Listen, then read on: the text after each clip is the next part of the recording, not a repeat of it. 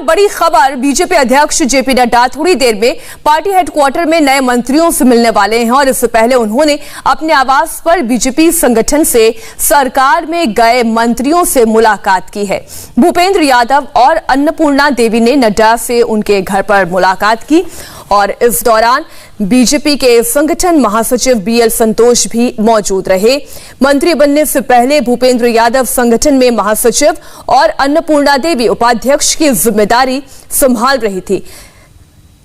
हमारे सहयोगी आनंद प्रकाश पांडे इस खबर पर जुड़ गए हैं। आनंद, अब एक नई तरीके की जिम्मेदारी दोनों ही नेताओं के कांधों पर है और शायद अभी भी चर्चा और ब्रीफिंग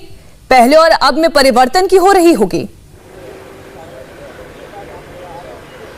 देखिए, एक नाम और है विश्वेश्वर टुडू, जो कि बीजेपी संगठन में राष्ट्रीय सचिव की जिम्मेदारी निभा रहे थे। उनको भी केंद्रीय मंत्री बनाया गया, तो वो भी यहाँ पर भूपेंद्र यादव और अन्नपूर्णा देवी के साथ साथ यहाँ पर वो भी पहुंचे थे और उनकी भी मुलाकात हो रही थी जेपी नड्डा और बीएल संतोष के साथ। और दरअसल इन्होंने संगठन से इनको सरकार में भेजा गया है, तो संगठन में जो इन्होंने काम किया है उसको लेकर जाहिर तौर पर इनको पहली बात उनको धन्यवाद दिया जाता है। उसके बाद उनको बताया जाता है कि आपने बड़ा अच्छा काम संगठन में किया और आपसे हम यही उम्मीद करेंगे कि अब सरकार का आप हिस्सा बन गए तो सरकार में भी रहकर जो उम्मीदें आपसे उस पर आप खरा उतरे। तो पार्टी अध्यक्ष जेपी नड्डा, संगठन महासचिव बीएल संतोष एक परंपरा के तौर पर उन सबसे मिल रहे हैं यहाँ पर घर पर, और ताकि उनको बताया जा रहा है कि संगठन के तौर पर आपने पार्टी संगठन को मजबूत करने में, आगे बढ़ाने में बहुत बेहतर काम किया है और आपके परफॉर्मेंस को देखकर आपको संगठन से सरकार में भेजा गया और उम्मीद की जा रही है कि वैसा ही परफॉर्मेंस आप सरकार में भी देंगे। और इस बैठक के बाद बीजेपी के जो राष्ट्रीय अध्यक्ष जेपी नड्डा है पार्टी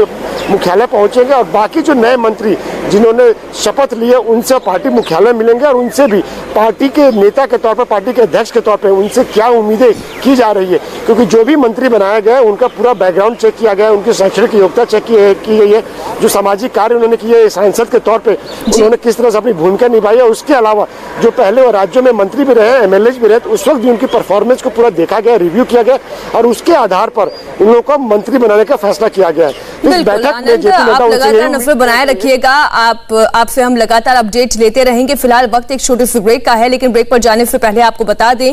कानून मंत्री किरण रिजिजू ने अपना काम संभालने के बाद क्या कहा, आप देखिए एक छोटे से ब्रेक के बाद।